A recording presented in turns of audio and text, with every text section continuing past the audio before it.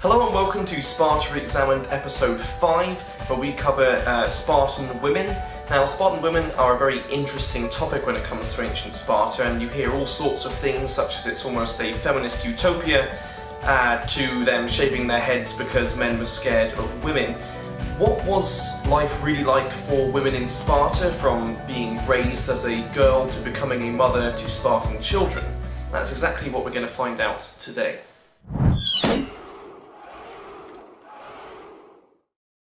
So, Benny, when we're talking about Spartan women, maybe we should start sort of at the beginning of the sort of raising of Spartan girls. One thing that's really interesting that separates Sparta from the rest of the Greek world is that it wasn't just boys or men that exercised and worked out. In fact, Spartan women, or rather the daughters, would exercise and work out as well, in the nude, alongside the boys. Not necessarily together, but also outside every day, keeping physically fit. So kind of how I mentioned previously, childbirth, right? They want to have strong, healthy Spartan women, and one way to do that is to have them exercise and be physically fit. And I'm sure you guys know the story of the famous daughter of the king Agesilaus, who he prompted to get into the Olympics. Mostly he did this to embarrass the men who were spending too much money on raising horses. But the daughter of Agesilaus, named Kiniska, which means essentially puppy, she won twice in the Olympic Games, in 396 and 392. And she did this in the Olympic chariot racing, where she wasn't actually in the chariot, but you won if you owned the horses that ran. And of course, there, at Olympia, when they would mark down all the Olympic winners and everything, she went out. It's like, a female, won this. Definitely a, I don't want to say a middle finger, but basically a middle finger to like all the guys that were, like, hey, I can do it too. I'm better. I actually happen to have the copy of what it said on the statue that she raised. It says, "Kings of Sparta are my fathers and brothers. Kiniska, winning with chariot of fleet-footed horses, set up this statue. I declare I am the only woman in Hellas to gain this laurel." Right, so she sort of obviously entered sports and was sort of a first of a kind for the Greeks. What could we expect a Spartan girl's upbringing to be in Sparta? Would they have also gone through, maybe not the agoge, but a very similar sort of education system focused on sort of the philosophies of what it means to be a Spartan woman? How were they sort of raised to fit that sort of key role in Spartan society? So a lot of education of children, as I'm sure Benny will go on and tell us more, were done by the women. So women did a lot of educating of boys and girls. Girls in particular would have been raised by the women at home on the clay rod.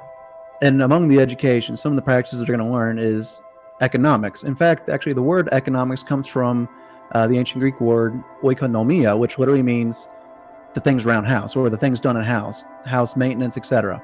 Yeah, so they would learn how to, like Paul said, manage the house. So that's finances, what do things cost? Because it wasn't, as we know, the men that weren't the ones that were with the money, that were buying everything, taking care of the home. It was the women that had the businesses. It was the women that took care of all the money. So these girls had to learn mathematics, at least to some extent. Most likely education. They're the leisure class, right? So it wouldn't be out of the realm of possibility that the Spartan women knew how to read and write. Well, and they also were able to enter contracts, which was a big deal. So they could enter contracts in their own name. And they could also own land, if I'm not incorrect there. And there was a stage in Spartan society where more land was actually owned by the women than the men. And they also... Sorry, go ahead. Just let me pause it, because it's not more. It's the number was 2/5 of all land was owned by women. Okay. I don't want to say something wrong. Yeah. No, I appreciate that. Thank you. And they invariably sort of organized the estates as well, did they not, with the helot attendants as well? Yeah, they would have basically been the overseers of these estates. The women themselves could own land, and they could they tended to inherit land as well. So a girl could inherit land from her father if her father had no sons. And then even if she had brothers, she would still be entitled to inherit land, probably half as much money as her brothers could inherit, as part of her dowry. And that was a big thing for the Spartans, because the way you could raise money between families was marrying somebody and they bring their dowry to you, that sort of thing. And with that, so one thing that we might tend to forget is that coinage in Sparta was not around until the 5th century. And that wasn't until the Persian arrival. So when we get to the Peloponnesian War and we start seeing Spartans are receiving money from the Persians, and the ones that are actually handling the money a lot of times are the women, especially once you get to the 4th century. So when you're hearing about women buying up property and such, they are physically with the coinage paying, the Gerousia, the kings, whoever controls the plots of land. Here's the money for it. I want this land. So when we think of initially in the original stages of Spartan society, they didn't have the coinage, right? So Spartan women got a bad reputation amongst some Greek philosophers like Aristotle. And the reason is they were seen as the cause of the Spartan decline in men, because men could, once men were able to mortgage their lands and essentially sell them in all but name to other people, women would be some of the people who bought these. And every parcel of land that a woman owned meant that a man could not pay his mess fees. And then if he couldn't pay his mess fees, he would lose his status as a Spartan. He'd become hypomaion. And if that's the case, then Sparta loses a warrior. Interesting. So what sort of caused the massive influx in women to own property? Was it an inheritance thing, or as you said, they sort of got hold of lots of the money? But what was sort of the cause of that as opposed to aristocratic men? Well, the aristocratic men were gaining the property. The problem is the inheritance laws in Sparta, and I should point this out, it's important, not just Sparta, Gortyn in Crete had very similar inheritance laws. So they're almost like archaic inheritance laws in Sparta that allowed women to inherit land. So as you can imagine, every time you have a father who has no son, that land now goes on to a daughter, right? So if you have a lot of warfare going on, you're going to have a lot of fathers who have no sons. So you're going to have a lot of daughters inheriting the land, right? And this is a really good segue into sort of maybe the next thing we need to consider, which is marriage. Because you have to think, every time you think of Sparta, don't think of a military barracks. Think of one of those like 18th century romance novels where somebody's getting sent to somebody to marry because there's a dynastic, interchange going on, right? Because that's what it's all about. This was like all about keeping the money in a certain number of families, essentially. So what you were doing is compounding the money in families by marrying rich sons to rich daughters. And you can see how that will suck up the money out of the system pretty quickly if you keep doing that. Interesting. So so you talked the topic of marriage. So marriage wasn't necessarily a love thing. It was more of what keeps the Spartan sort of class going. What would a Spartan sort of marriage look like? Would they have shaved their heads and done this weird sort of, to us, marriage ritual type thing? And was it typically like one husband, one wife, or would there have been sort of a little bit of wiggle room within that?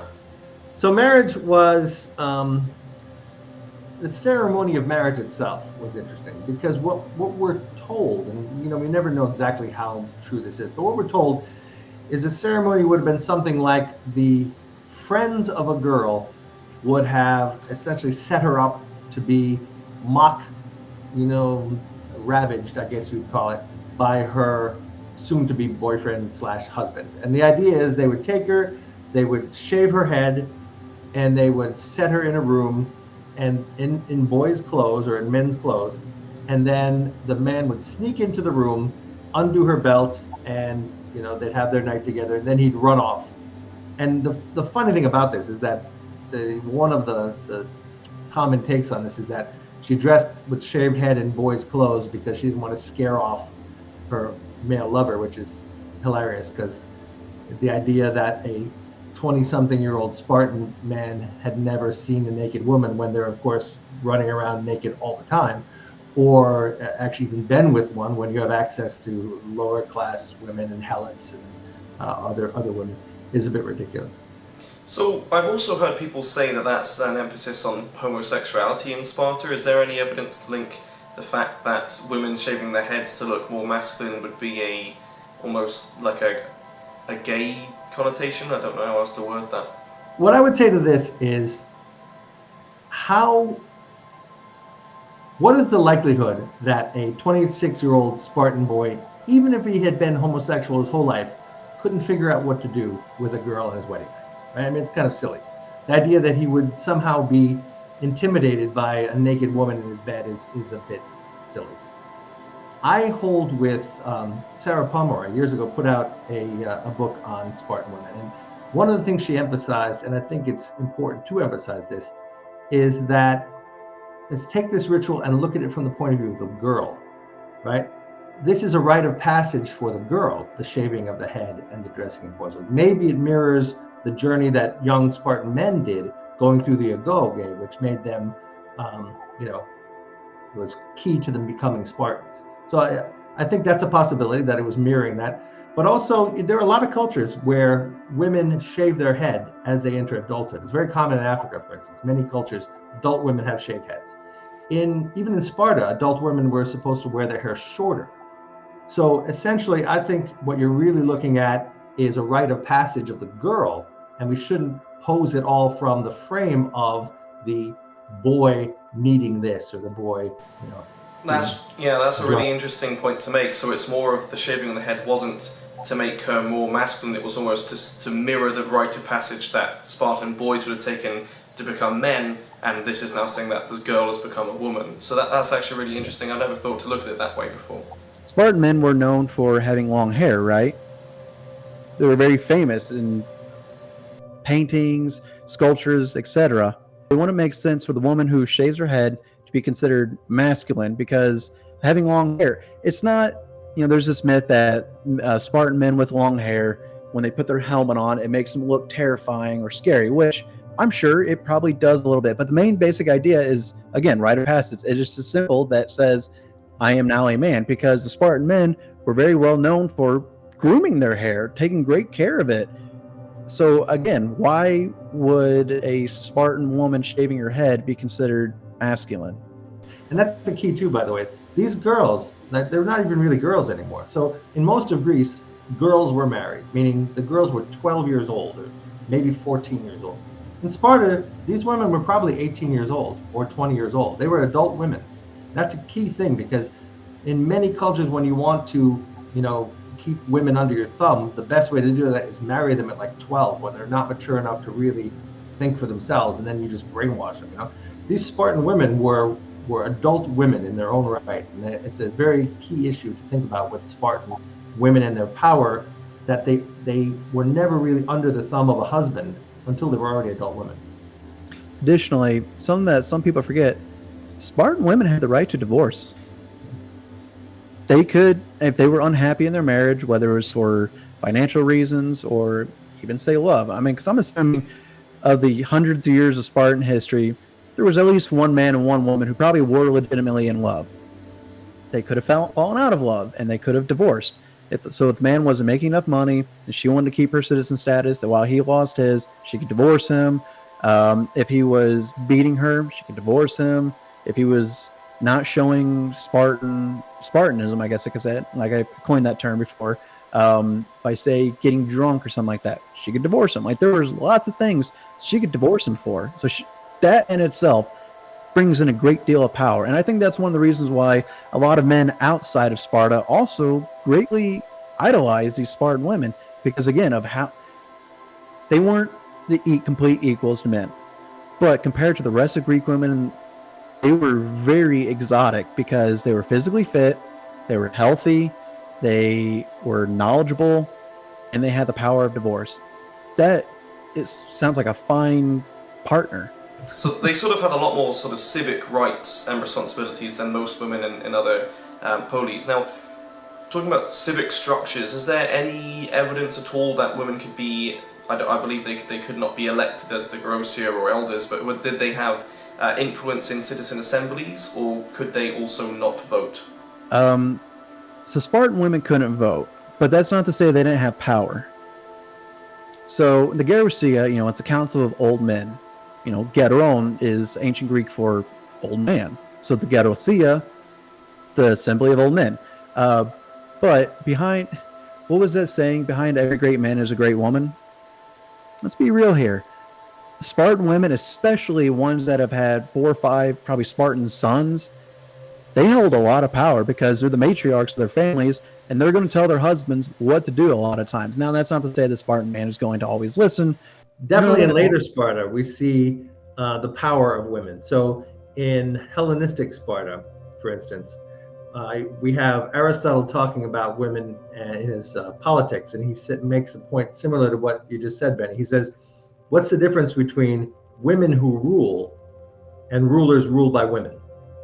Right? So when you have women who control the purse strings in many of these relationships, there's an incident with the mother, or must have been the grandmother of the reformer king Agis IV. And Pyrrhus is attacking Sparta, and they want to send all the women away. And his grandmother, Archidamia, appears before the Gerousia with a sword, and makes her appeal to fight against Pyrrhus and to keep the women there. So we almost see the sort of trend of, as sort of Sparta's male citizen numbers started to decline, that more Spartan women got more power, essentially. It would seem that, yeah. And in that period, in the 3rd century, we see this push to reform Sparta. And it's fascinating because that push is largely backed by women. They're really important women. The grandmother, the mother of Agis IV were involved in his reforms. And then his wife, Agis IV, who was the first of the reformer kings in the 3rd century, his wife, after he's dead, gets married to the son of the other royal line, Cleomenes III. And then suddenly, somehow, she convinces him to continue the reforms. So here we have an example of this woman who was the wife of one reformer king. When he's dead, marries the other king and convinces him to be a reformer. So it's a fascinating history. So speaking of Spartan power, or Spartan women's power, one thing that we actually see in the visual media with the movie 300 is Gorgo. So in the movie, Gorgo goes into the Spartan Gerousia and is talking about, I don't come here as a queen, I come here as a mother, as a wife, blah, blah. Now, granted, this is fantasy. This is probably didn't happen, but that kind of alludes to the fact that Spartan women were very powerful. And in fact, Gorgo herself, a very, very powerful and prominent queen, was the one who was made the quote of, there's only Spartan women who give birth to real men. It's in Plutarch. And, that kind of shows that they were not to be trifled with. I mean, they knew their worth, let's put it that way, which is, in the ancient Greek world, immensely powerful. So I believe another part of Gorgo was when Leonidas was supposedly going off to Thermopylae, he asked Gorgo to marry a strong man and bear strong children. Is there any evidence at all to Spartan women taking on multiple husbands or Spartan men taking on multiple wives? So in fact, both could happen. So Spartan men, under certain circumstances, certain kings took on multiple wives, but actually women taking on multiple husbands seems to have been much more something sanctioned by the culture. What would happen is, especially if an older man were married to a younger woman, and in this case, Leonidas was 60 something, 70 years old. He was 60. Right? Yeah, so he was old, and she was not very old. She was very young. So even had he not died, it's likely that once he achieved a certain age, if she was still able to bear children, she could go out and find another man who was willing to have a child and set up a second house. So it's interesting because we're told by Xenophon the reason the women do this and the reason the men do it is because the women end up having 2 households, and the men end up having sons who brothers for their sons who they don't have to pay for, right? So the best thing on earth is to have a son for your inheritance, and then he has a brother, but you don't have to give him any inheritance. So now you build solidarity in these families, and that's what seems to be behind the tradition. So it really seems that sort of the Spartan household was really built to propel Sparta to uphold Spartan values more than anything, to keep that upper class citizen structure in place and to really build a strong foundation for Spartan values and Spartan society. and it would seem that the women within this sort of got way more civic values and societal respect than women in other city-states. Not to say that they necessarily had political power in voting, but they sort of influenced the family structure to vote and sort of change Sparta in ways that other women in other Greek cities really couldn't do. Thank you very much for watching Sparta Re-Examined episode 5 about Spartan women. I hope you learned something and enjoyed it, and as always thank you to our guests Paul and Benny. They bring a wealth of knowledge. If you haven't checked out the rest of the series, the playlist will be linked down below. Thank you very much for watching, and we will see you in the next one.